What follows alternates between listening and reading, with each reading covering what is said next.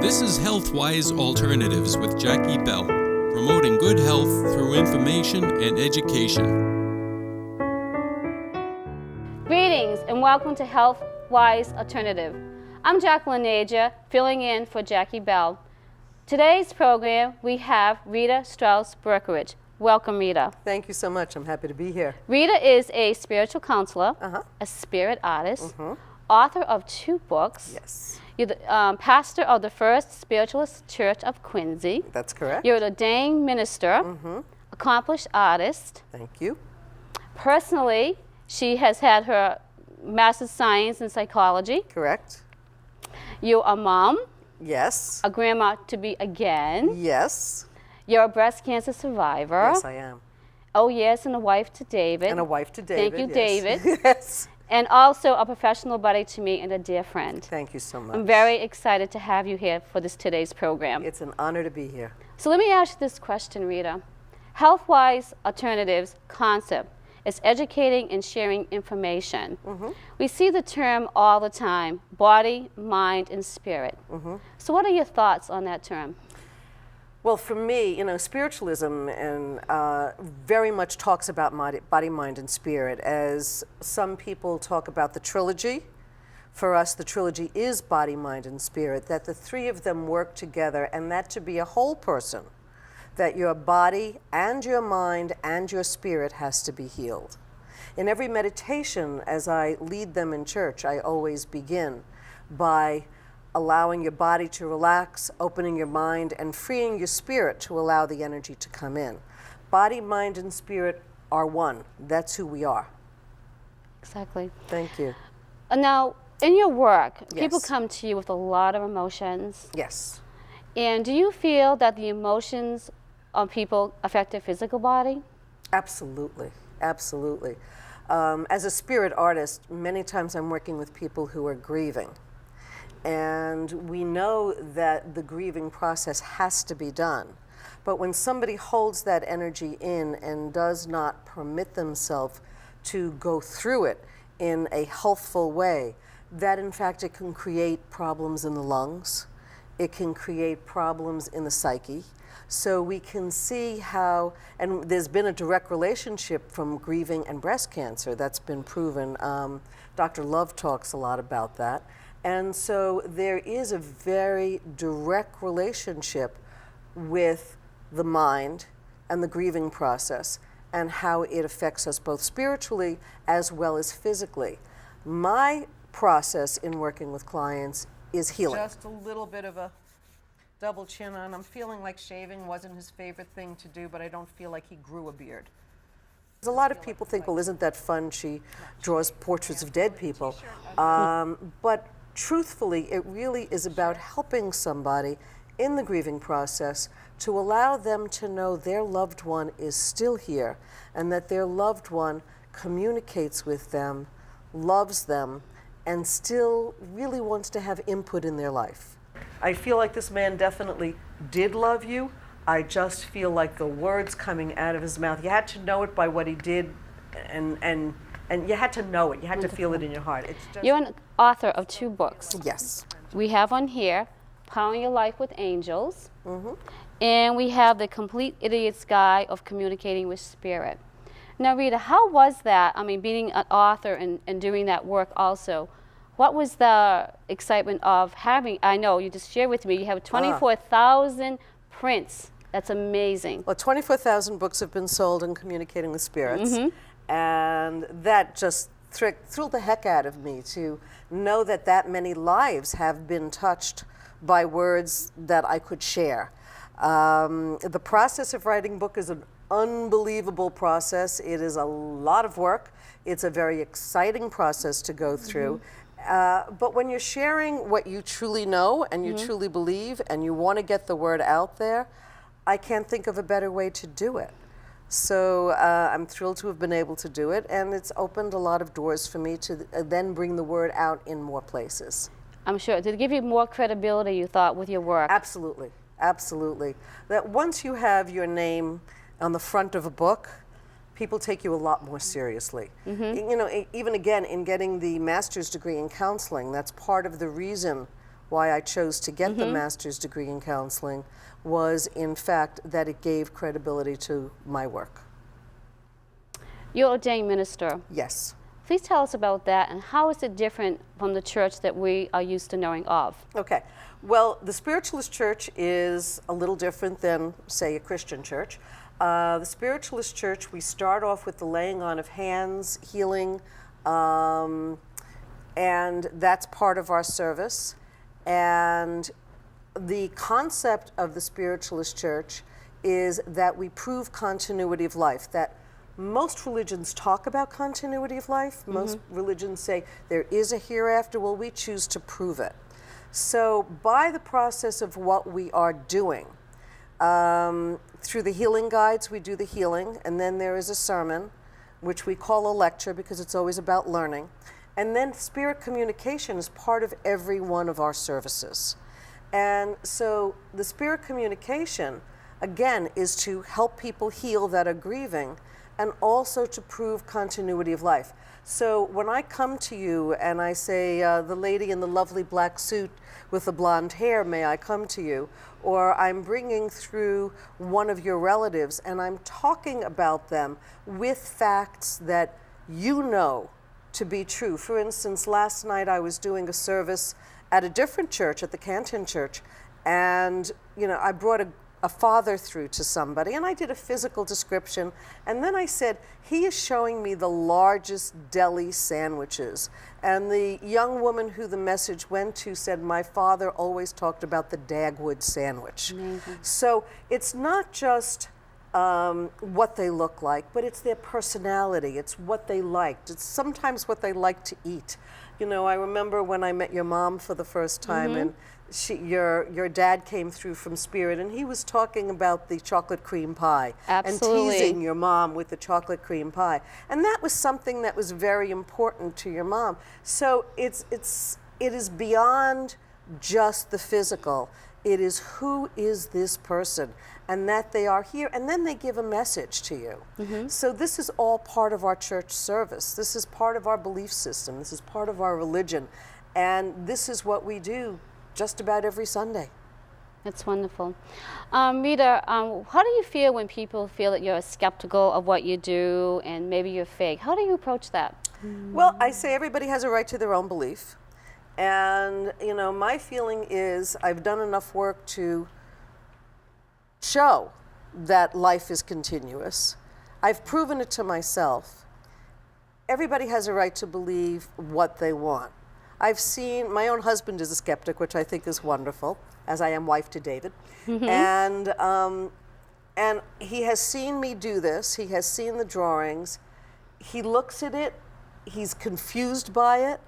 I always say somebody who's a non-believer holds on to that just as tight as somebody who is a believer. And somebody who's a non-believer, if they can't get it, if they don't understand it, if it doesn't make sense to them, I always say someday they will. And, I've said many times I love to make a big man cry. Sometimes the guy will come in who's the toughest one with his arms crossed, and you're not going to be able to do anything, and by the end of the session he's got tears rolling down his face. I know you visit our salon, my salon, very frequently, and I have to say, so many people have much gratitude for you coming in and sharing so many different stories, and they just can't believe the healing that comes from every session with you. And some people leave and say, I didn't get it at all, and then time goes on and they go like, yeah, I did get it. That's what it was about. Yeah. Sometimes the message is not always current, but sometimes it's a message that people go, that's what it was. Right. And sometimes it's in the future, and sometimes, when somebody comes in even for a drawing and they think it's going to be their father or something, and then it's there, like it was with Hilda, with her grandmother came through, but the drawing was done for her husband, so it was the grandmother-in-law that came through.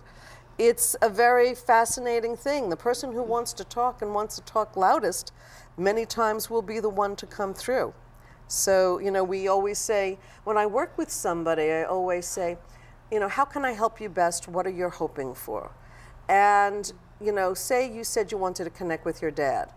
Well, if your grandmother was louder, stronger, wanted to talk more, she might come through despite the fact that you wanted the drawing of your dad. So that can happen also. So we have to approach this with an open mind. Absolutely. And an open heart. And know that the person who wants to come through is the one who will come through.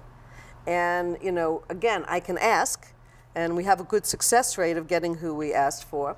I had a young woman come to class the other night. She had come to me in October and wanted me to draw her friend's mother. And I said, that's really hard to do because it's not a connection to you. And I said, I'll try it for you, and I put out the thought. And we always talk about in the Spiritualist Church and in doing this kind of work of setting the intention for what you want to have happen. So I set the intention that this woman, Gloria, would come through and did a sketch. I had no idea whether it looked like the mother. She had no idea whether it looked like the mother. And Thursday night, she brought a photograph with her to class and a copy of the drawing, and even the pink V-neck sweatshirt, V-neck sweatshirt, usually they have a crew neck, a pink V-neck sweatshirt, which she said I've mentioned over and over again in the reading. They found more photographs of her mother with the pink V-neck sweatshirt, hairdo, glasses, everything matched. So again, it wasn't that I'm doing something that I know what I'm doing, or that I'm reading her mind because she didn't know what the woman looked like, but in fact, the spirit of this woman came through. Interesting. Yeah. It's also very interesting. And once again, validating that if your belief system is that there is spirits on the other side, you could communicate them. It's just your openness to it. Right. It's a belief system. And sometimes when you don't believe it, it still happens. That's true. So there are people that come in as skeptics and leave with their mouth hanging open. I think that's probably, for me, it's like going, wow, you really made a point to the person, like there is a validation, and you open them up. Right, that's exactly. healing within itself. Exactly. The ability to open somebody, help somebody, because I can't open them up. I can help them to open up. Exactly. And so the ability to help them to open up, the ability to be able to feel spirit, the ability to know that their loved one is still there is phenomenal. I was talking about my husband being a skeptic, but we were once down in, Middletown, Rhode Island, and we were with some friends. A friend had passed, and so after everybody left, everybody said, okay, Rita, do what you do. So I started giving messages to everybody around the circle, and I went to my husband, and he's looking at me like, okay, do something for me. And I said, okay, your father's here. Obviously, I know your father, so I'm not going to describe him to you because you know that. And I said, your father is talking about a specific canoe. And he's looking at me. He said, what color was it? And I said, god-awful house paint green. And my husband burst into tears and said when he was 16, he brought a canoe home from camp, and his father said to him, where did you get that god-awful house paint green canoe? So the fact that the words came through in the same way, he cried all the way from Middletown up to Massachusetts, where we live in Norwell, and then 2 weeks later says, I don't know how you did that. So, a skeptic is going to be a skeptic. We can't do anything about that. No, you can't. Yeah. How is it living with David, being so skeptical of your work? That must be interesting. It is. Okay. It is. He does support you quite obviously. He does support me. We do have very interesting conversations about it. Occasionally he'll say to me, so any interesting things happened while you're doing your work today? And I tell him the stories, and he sort of cocks his head to the side and he listens. But it's fascinating to have a husband. I think it keeps me grounded. Because I think it would. And my coming home is not about spirit communication. My coming home is to be home with the family. And so see the point. It's so I think the fact that he is not into this really says what I do for work, I pretty much leave at work. And when I come home, I'm wife, mother, grandmother, so on and so forth. Yeah. Interesting. I know you shared with me recently that you did a taping for BBC. Yes. And I found that very exciting. Can you share that with us at this point in time? Yes. It was a wonderful experience. There was another American psychic, and a newscaster that was British. And we went to a place called the Lyman School.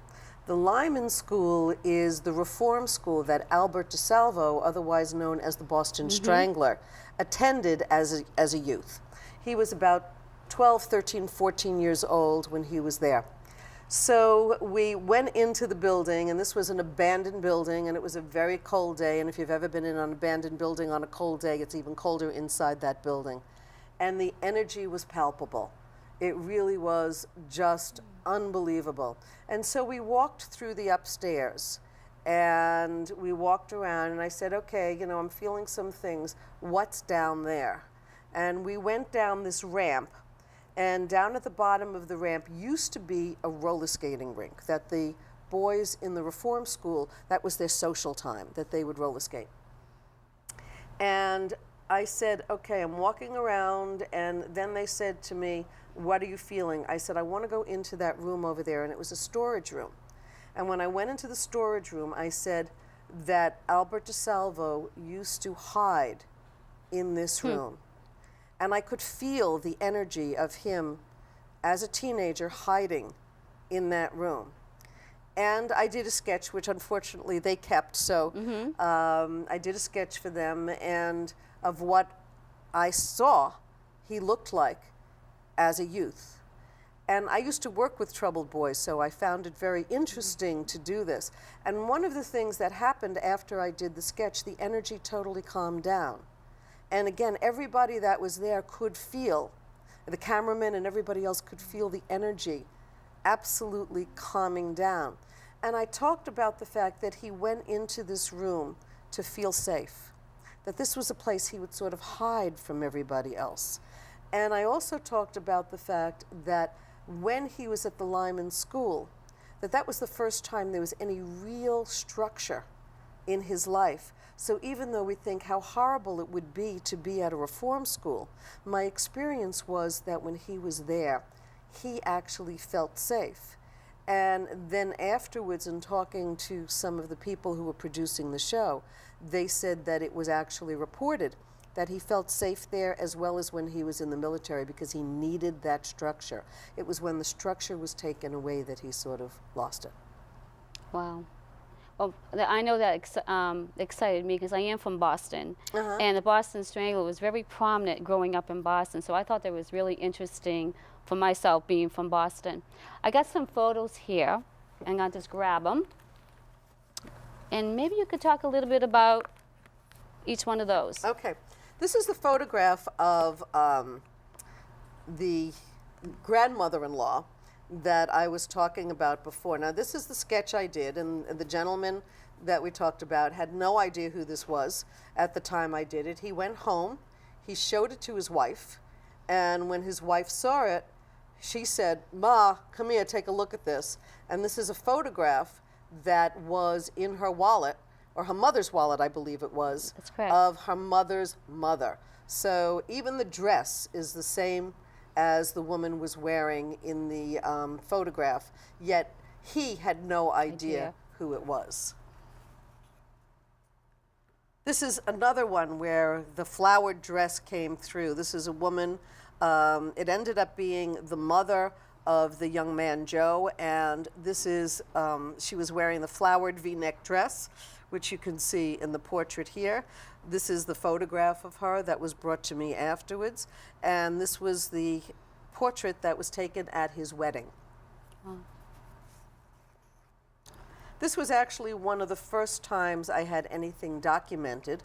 I was doing what's called a medium's day at one of the spiritualist churches. This was the Greater Boston Church in Watertown, and I did a sketch for the woman, and she walked out, and in about a half hour, they came back and said, "Rita, we want to show you something." And this is one of the first times anybody ever showed me a photograph next to the sketch that I did. And you can see very definitely, I think if he was sitting in front of me, I couldn't have possibly gotten a more accurate photograph or a more accurate drawing of the gentleman as he was. And this was a fun one. I did this many years ago in a place called White Light in Rhode Island, and as I did this particular sketch, I said, I've got a man here, he's clergy, and the woman was not anybody who would have been, that I would have ever thought would have been related to a minister, especially since she was Italian. But this was definitely a Protestant minister, and so on and so forth. And I did the sketch here, and then about 3 months later, her husband found a box of photos under their bed and said, hey, I think I found the photo of the guy that Rita drew for you. And so, in fact, this was the photo that they found, and this was the sketch that was done a few months before. So, you know, here again, she didn't have this knowledge beforehand. This was something that, you know, it was a photo in a box in her house, and that to me is one of the most exciting proofs of continuity of life, because when you don't know who the person is, there's no question that I'm not reading your mind, but that in fact this is coming in from spirit. Excellent. Rita, we're going to be winding down this interview very shortly. Do you have anything you'd like to share in closing? You know, I have a phrase that's on my brochure that I've shared with so many people. I started off as a skeptic. When I started looking at this, exploring healing, I actually got involved in spiritualism because of healing rather than mediumship. And I have to say, as it says on my brochure, if I haven't proven it to anybody else, I've proven it to myself. Life is continuous, that we go on. And who we are and what we are is absolutely beautiful, and it does not die. That's wonderful. Rita, thank you for coming out pleasure for our to be program. here. I'm Jacqueline Bonfiglio-Naja, filling in for Jackie Bell. This season on HealthWise Alternatives, we will be interviewing holistic medical doctors, practitioners, and counselors who will explain natural medicine approaches to health and disease. HealthWise Alternatives is created by The Woman in You and Take One Films. Check our website, thewomaninyou.info, for scheduling information or contact your local cable access. I feel like there was a lot of attention that you gave to her during this time. You understand? Yes. And I feel like there's a lot of, because I feel like I want to hold her hand. And so I feel like you did that a lot with her. I honestly feel like one of the things that she's coming in for is to thank you, which I don't feel she had the opportunity to do while she was here. I have to say that this is a lady that had perseverance and tenaciousness to carry on no matter what, because I feel like she did not know she was going to go. I mean, there's a I think she more of like didn't want to face it. Okay, well, this is, you know, again, same difference. Right. She did not want to go. She was just going to keep fighting on and on and on and on. And so the reason why she didn't get a chance to thank you was because she didn't think she was going. We could say she was in denial, but this is how she's letting me feel it. So she didn't get the chance to do it. She's letting me know how much you did. And you really did, because I feel like you did everything for her. You understand?